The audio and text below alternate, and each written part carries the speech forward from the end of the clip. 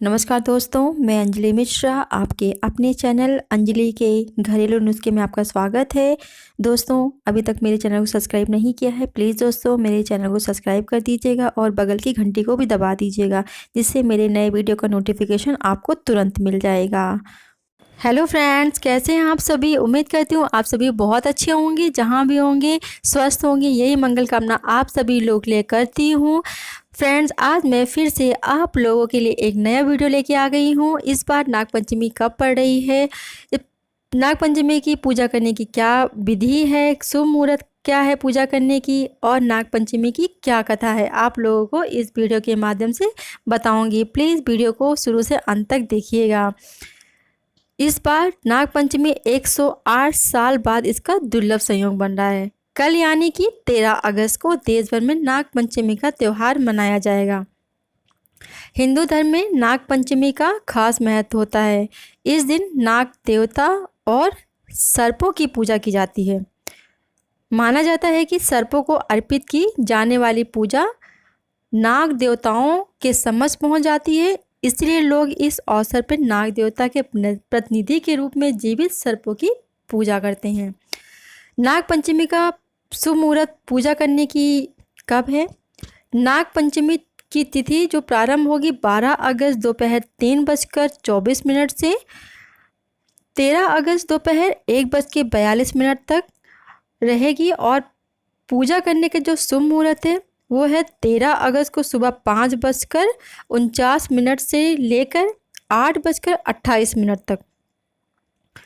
नागपंचमी की पूजा विधि क्या है। बहुत से घरों में अलग अलग तरीके से पूजा करते हैं, लेकिन कुछ पूजा विधि मैं इस वीडियो के माध्यम से बताऊंगी। कई घरों में दीवार पर गेरू पोत कर पूजा का स्थान बनाया जाता है।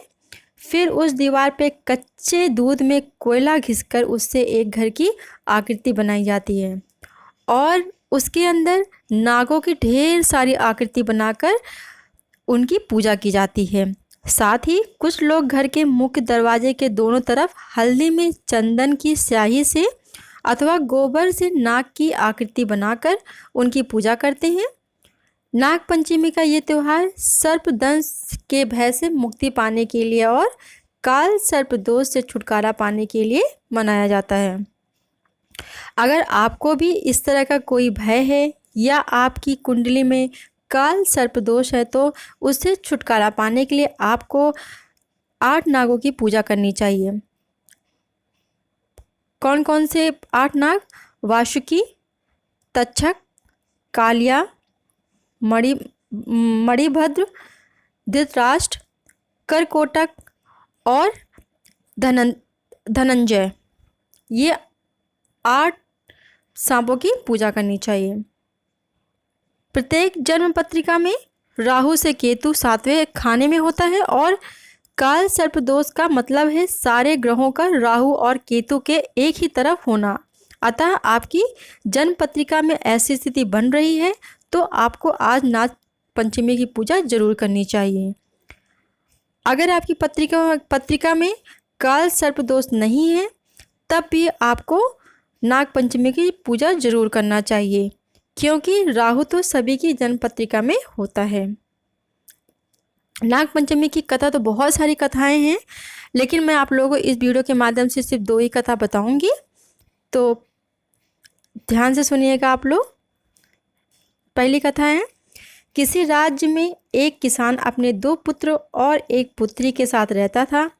एक दिन खेतों में हल चलाते समय किसान के हल के नीचे आने से नाग के 3 बच्चे मर गए। नाग के मर जाने पर नागिन ने शुरू में बिलाप कर दुख प्रकट किया, फिर उसने अपनी संतान की हत्यारे से बदला लेने का विचार बनाया। रात्रि के अंधकार में नागिन ने किसान व उसकी पत्नी सहित दोनों लड़कों को उसने डस लिया। अगले दिन प्रातः किसान की पुत्री को डसने के लिए नागिन फिर चली तो किसान की कन्या ने उसके सामने दूध का भरा कटोरा रख दिया और नागिन से वह हाथ जोड़कर क्षमा मांगने लगी। नागिन ने प्रसन्न होकर उसके माता पिता व दोनों भाइयों को पुनः जीवित कर दिया। उस दिन श्रावण मास के शुक्ल पक्ष की पंचमी तिथि थी। उस दिन से नागों के कोष से बचने के लिए इस दिन नागों की पूजा की जाती है और नाग पंचमी का पर्व मनाया जाता है। दूसरी कथा है, इसको भी आप लोग ध्यान से सुनिएगा। एक राजा के 7 पुत्र थे। एक राजा के 7 पुत्र थे। सभी का विवाह हो चुका था। उनमें से 6 पुत्रों के यहाँ संतान भी जन्म ले चुकी थी, परंतु सबसे छोटे की संतान प्राप्ति की इच्छा अभी पूरी नहीं हुई थी। संतानहीन होने के कारण उन दोनों को घर समाज में तानों का सामना करना पड़ता था। समाज की बातों से उसकी पत्नी परेशान हो जाती थी, परंतु पति यही कहकर समझाता था कि संतान होना या ना होना तो भाग्य के अधीन है। इसी प्रकार उनकी जिंदगी के दिन किसी तरह से संतान की प्रतीक्षा करते हुए गुजर रहे थे। एक दिन श्रवण मास के शुक्ल पक्ष की पंचमी तिथि थी। इस तिथि से पूर्व की रात्रि में उसे रात में स्वप्न में 5 नाग दिखाई दिए।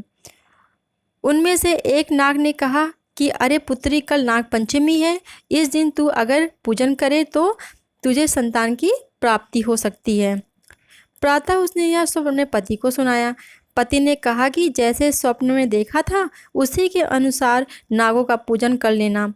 उसने उस दिन व्रत कर नागों की पूजा किया और समय आने पे उसे संतान होने का सुख प्राप्त हुआ। फ्रेंड्स, उम्मीद करती हूँ आप लोगों को यह वीडियो बहुत अच्छा लगा होगा। अच्छा लगा होगा तो मेरे वीडियो को लाइक कर दीजिएगा, चैनल को सब्सक्राइब कर दीजिएगा और कमेंट करके ज़रूर बताइएगा।